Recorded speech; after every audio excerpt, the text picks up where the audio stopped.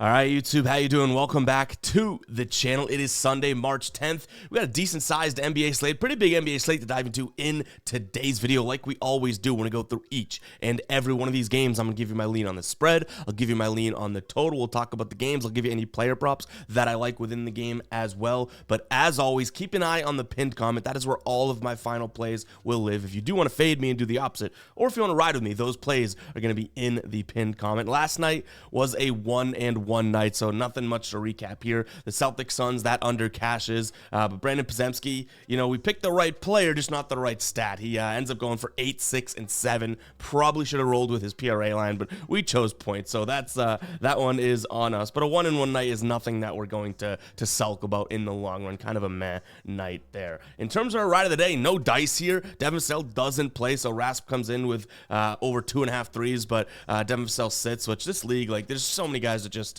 aren't on the injury report, and then all of a sudden it's like, hey, here I am, I'm injured or sitting tonight, so unfortunate there. But yeah, no recap for the ride of the day, but shout out to Rasp for his attempt here. But that means the ride of the day is open. If you guys don't know what the ride of the day is, all you got to use is hashtag ride of the day in the comments, and I'm jumping on board with one person's pick, giving you a shout out in the next video, win or loss. I'm also giving you a shout out real time over on Twitter if you want to follow me there at FGuyBoston. That'll be popping up throughout the video here in your bottom left. And make sure you guys are following me on Instagram and TikTok for a lot more short form content there, stuff you don't see on YouTube. So make sure to go follow me on all socials. And yeah, use that hashtag ride of the day in the comments. But guys, let's jump into this one. Hit that like button, hit that subscribe button as well. Like I always say, act like that subscribe button and like button are your bookie, right? Just boom, hit it. Hit it hard. Let's jump into this first game here. We got the Clippers taking on the Bucks. Clippers are on a back-to-back here. Win against Chicago yesterday. They win by 10 points. I will say, the starters played a lot. Paul George, Kawhi, and James Harden were all listed as questionable up until that game. They all played nearly 40 minutes. That being said, I have a feeling like they knew what they were doing. Like, they're playing Milwaukee. That seems like it's more of a elevated game than playing Chicago. I'm going to trust that these guys are good to go here. But nonetheless, I mean, whether they are good to go or not, it's not going to matter because I'm giving Milwaukee the shot here, -3. They've lost 2 straight games here during this road trip. But this Milwaukee team, like I even said against the Lakers, a couple nights ago, I was like, and they ended up losing that game too, but I was like, I'm not going to let these losses change how good the Bucks have been as of late. And they have been. Like, they were a fun team to hate on and how bad they were against the spread earlier in the season, but this team is way different since the trade deadline, and they are in the middle of a road trip right now. I think that they can kind of buckle up and win this one. And you can make the argument that the Clippers have some better matchups, like the 2, 3, 4. Maybe you could argue James Harden and Lillard, so you know what I mean, but like, Giannis is the 4, so he wins that one. But the 2, 3, and 5, there's arguments to be made by why they may have more better players on the court. But the Bucks have a lot of these role players that are really, really stepping up as of late. Portis, Beasley, like these guys are doing their job to the fullest degree right now. So I do think that the Bucks have a little bit of an upper hand here. And in terms of what we're looking at, like this spread opened up at 2.5. It's now at 3.5. So the books were not comfortable laying those Bucks -2.5 points. So I'm going to lean and trust that line movement there. In terms of the total, this one's a tough one, 224. I do feel like they have it pegged pretty damn well. I'm going to lean slightly, and I mean slightly, towards the over in this spot. I think the Clippers may have some defensive tired legs after a back-to-back, and the Bucks, they know, yes, our defense has been great. That's amazing how good our defense has been after the All-Star break, but we got to start putting up some points to win these games. Like against the Warriors, right? They scored 90 points. They did put up 120 against the Lakers, so I get that. But it's like, back to basics. Like, let's have Dame and Giannis put up some points so we can kind of get back in the win column here. In terms of a player prop, I don't mind taking a peek at James Harden over PRA. The back-to-back scares me, so we might not end up pulling the trigger on this one, but he's hit this in 7 of his last 10. He hit earlier this season, which was only about a week ago when these two teams played here. He had 41. He dropped 29 points, 4 rebounds, and 8 assists. Seems like he might have a good game again. I don't see why Damian Lillard should give him any trouble. I feel like he can kind of craft around him. So that's a player prop I'm leaning towards. But again, the back-to-back has me a little bit worried in that spot. Next up, we have Atlanta taking on the Pelicans. Atlanta sitting at home, getting 7 points here. Total at 222.5. We could start with the total because that's definitely probably, I guess, my least confident spot here. 222, it's telling me that this is going to be a New Orleans-led pace game because the Hawks play a lot faster than that. But New Orleans, in terms of their over-unders as of late, they've been cashing unders like you read about, and they've had some damn low numbers, right? They have a couple high-scoring games in there, but I'm going to trust that because the Pelicans are such, 7-point favorites, that the pace kind of caters towards them. So I'm going to lean towards, very slightly towards the under in this spot. But if Atlanta even keeps this game close or keeps this game running, it most likely goes over because Atlanta has their fast-paced team. They're trending under right now, which you're probably like, how the hell does that make sense, Ev, right? Well, no, what I'm saying is that they've been trending. It's a matter of time before Atlanta does have some of these high-scoring games. They've cashed 7 unders in their last 10. That's not Atlanta basketball. So that's kind of what I'm saying. I know that's kind of like a hypothetical, like, oh, well, it's about time that they hit an over.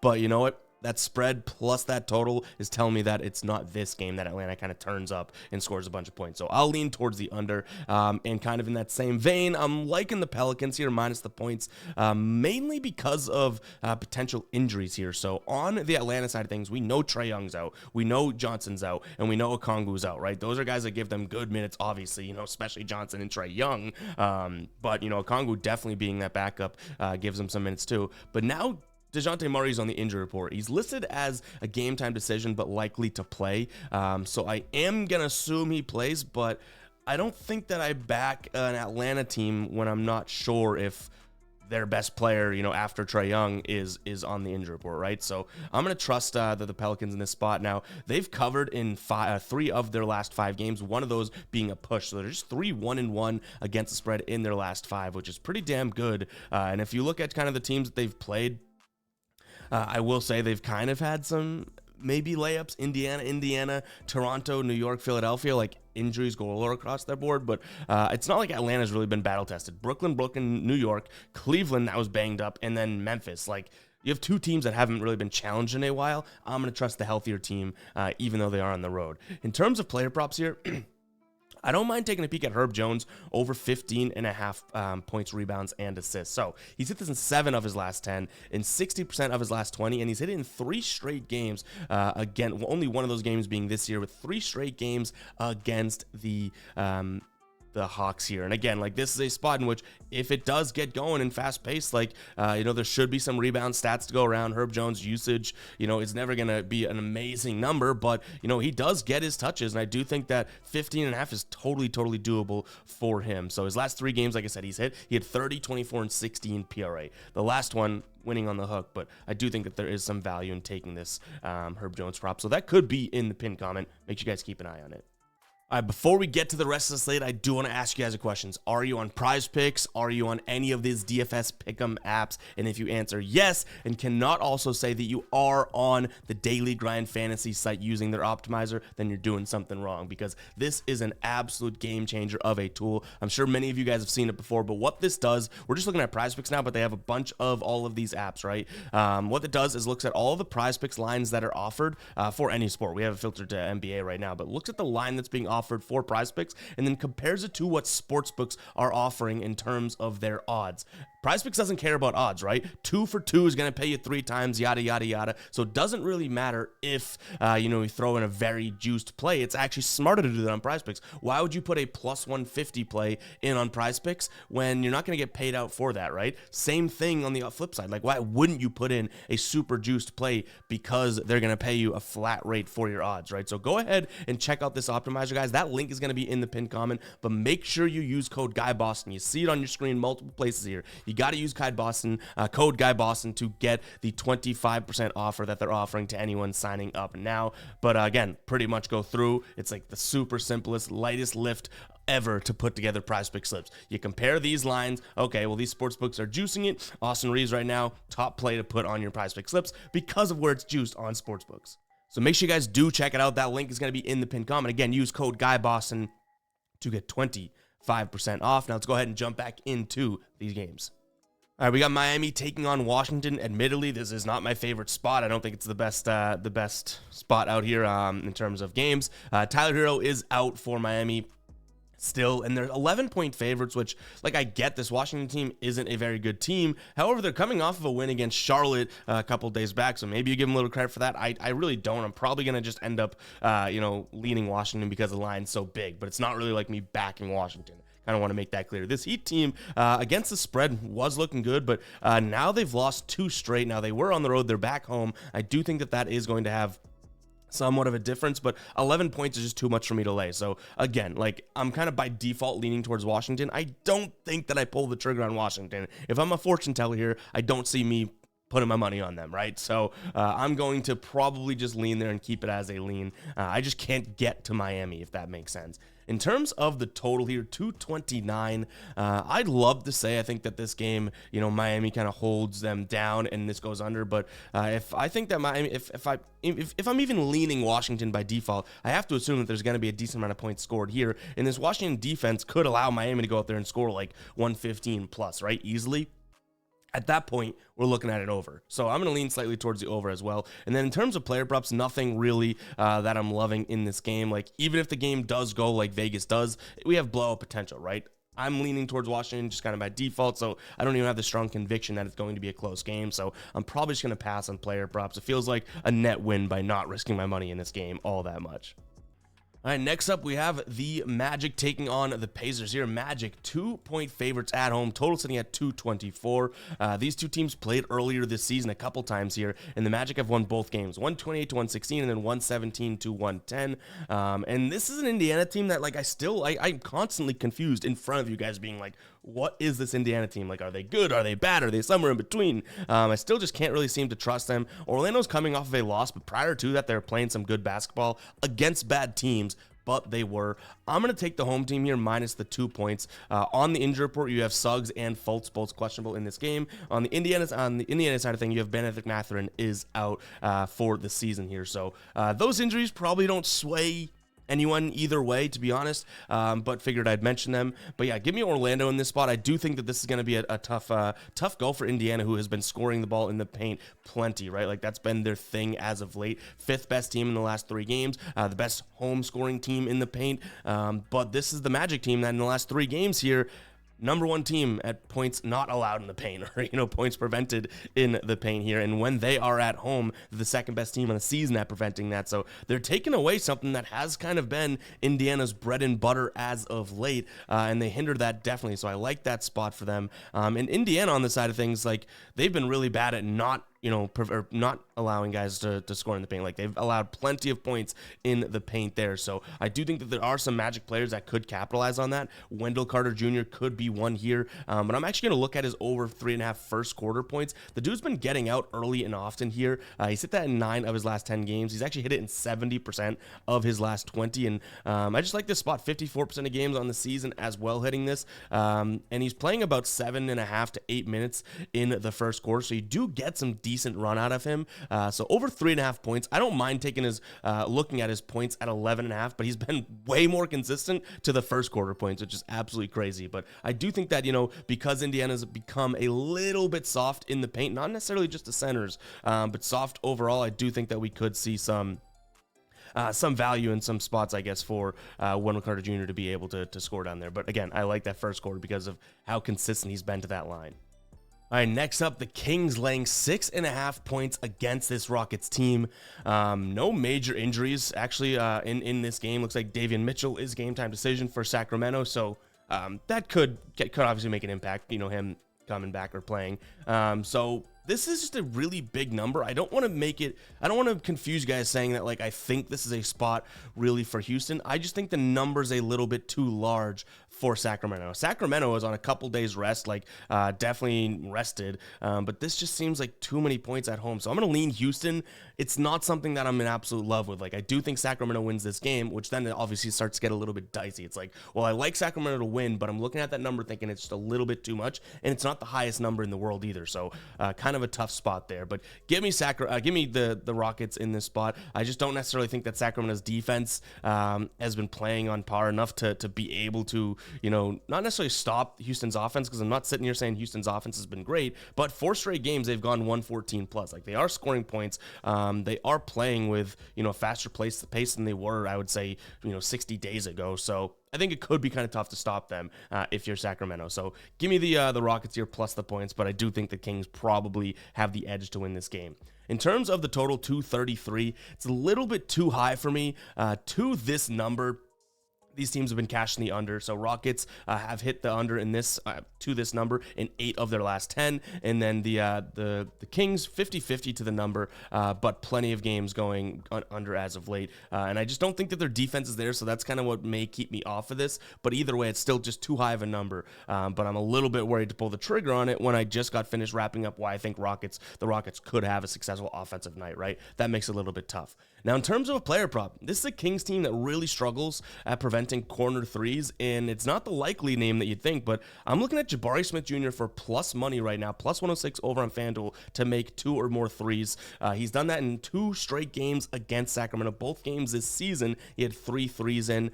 The attempts, 6 attempts, 5 attempts, we'll take that to try and make 2, right? So, again, this is a plus money play. If this is minus 120, probably wouldn't come across my desk and get, signed off on in a sense, but I do think for plus money, he could hit 2 threes today. So, yes, it's kind of an obscure one. Usually you're looking at Jabari Smith rebounds or points plus rebounds, but could be looking at 3-pointers made today. Keep an eye on that pinned comment.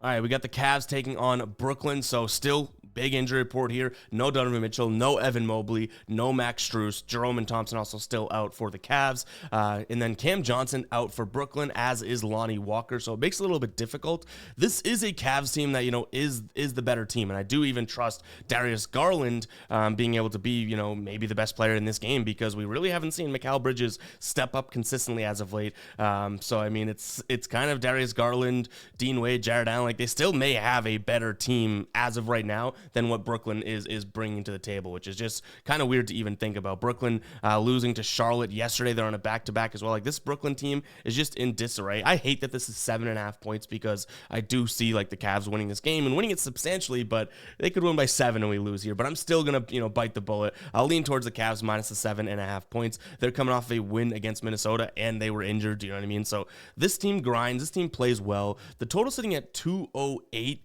I want to take a peek at the over.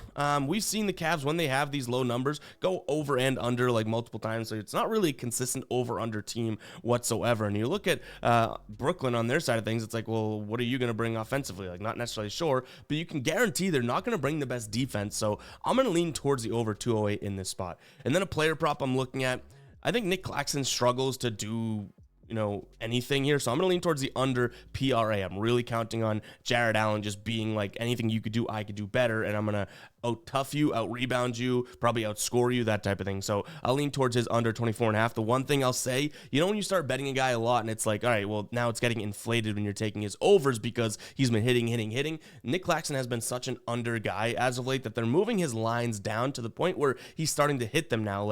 In his last 5 games, he's cashed the over of this 24.5 line. He's just started to kind of get back on the train, playing 30 plus minutes and all that. So there is where this could shoot us in the foot. But again, I'm trusting Jarrett Allen in the spot to say, no matter how many minutes you play, you have a tough task going up against me. All right, we got OKC taking on Memphis in this spot. Obviously, this is kind of a weird one here because the spread is so damn big.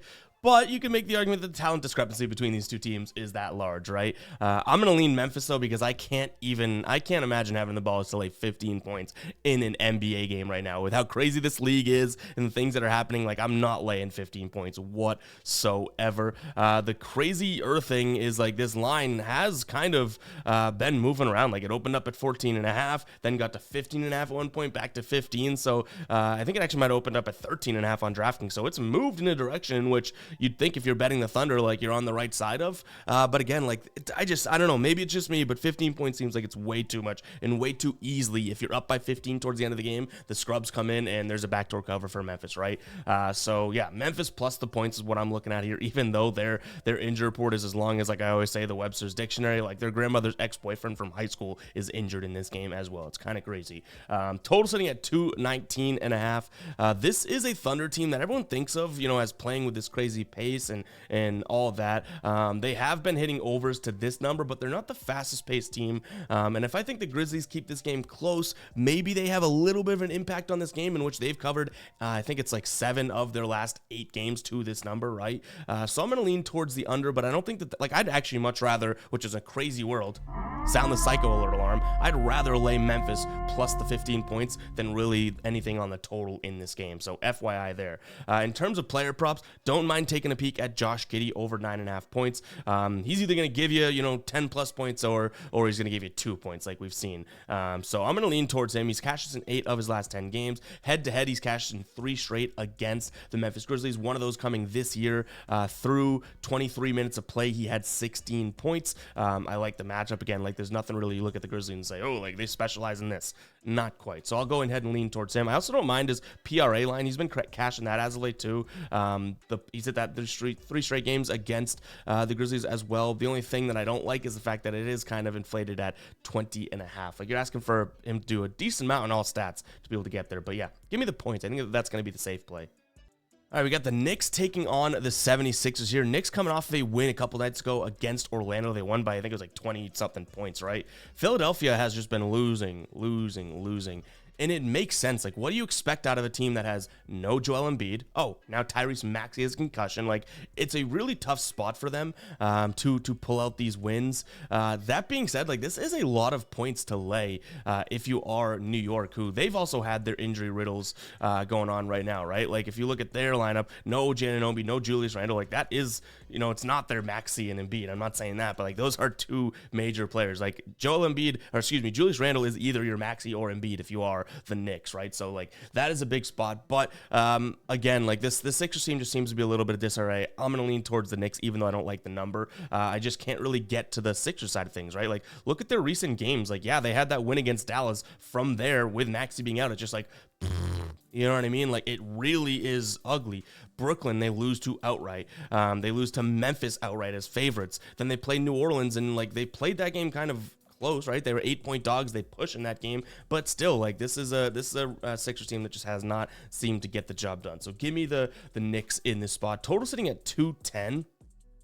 It's a low number. Obviously, we understand why it's a low number, just based on I guess, these 2 teams' history, right, in recent games. But it's still a little bit too low for me, so I'm going to lean towards the over. I think this line has actually moved to like 208 on some books. In fact, if I fact check that, you can get over 208.5 right now on Caesars for -110. Most other books still have this at 210. So there's a missed price line for Caesars. Maybe we jump on that right after we're done recording here. In terms of player props, I think this is a very, very high line, and it's not my favorite, but the guy's doing everything as of late, right? Josh Hart, I'll take his over 26.5 PRA. He's hit it in 9 of his last 10, 70% of his last 20, and in 2 straight games, both this season, against this Philadelphia team. And like I said, he's been doing everything, playing the small forward position, getting plenty of rebound chances. Like, this just seems like it's a good spot for him. And I'm throwing assists in there because he could have some decent assist games. Like, he's had double-digit assist games. He's had triple-doubles multiple times. So kind of hoping for everything, not just like points and rebounds. Like, I don't want one stat to necessarily carry this. I am really looking for him to do everything in this spot. All right, last game on the board here. We have the Lakers taking on the Timberwolves. Timberwolves coming off of a loss against Cleveland. Lakers coming off of a win yesterday, or actually 2 days ago, against Milwaukee. They win 123-122. This is, another game where we have to keep an eye on the injury report because, we'll know Karl-Anthony Towns already ruled out for Minnesota, but Anthony Edwards on the injury report, and then LeBron James and Anthony Davis. It drives me nuts. Like, these injury reports, comment injury report in the comments if you're frustrated, or just let me know how frustrated you are with how the NBA does these injuries. Like, LeBron James and Anthony Davis have been on the injury report for like 90% of their games this year, and they play in the games. Like, why do that? It messes with lines. It's just super annoying. Either you're in, you're out.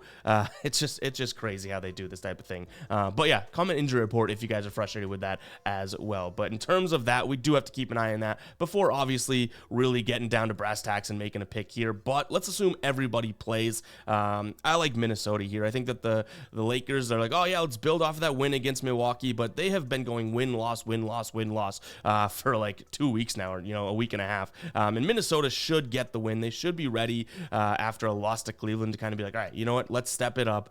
This Lakers team, in terms of how we match up against them, we've won the last 2 meetings and won them pretty handily as well. I guess, when you think about it, though I think the Lakers covered both games.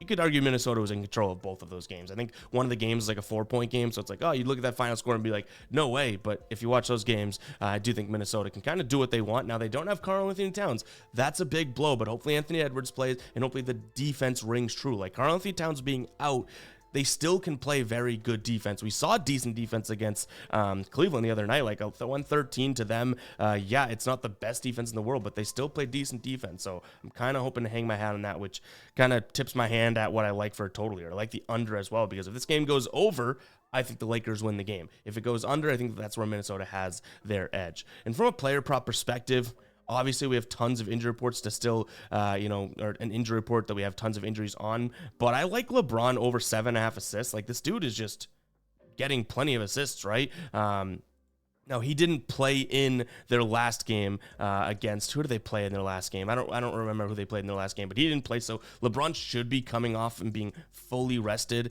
So I expect him to be able to, kind of run up and down the court. And when you get him in transition, he's looking to pass. Like, he'll do a damn good job. I would consider his points plus assists, but that's a 33.5. Seems a little bit too high for me. So I just like his assist line. Even though it may seem high, he's been crushing that line as of late. Guys, it's going to wrap it up for today's show. If you guys did enjoy, if you did, you know what to do.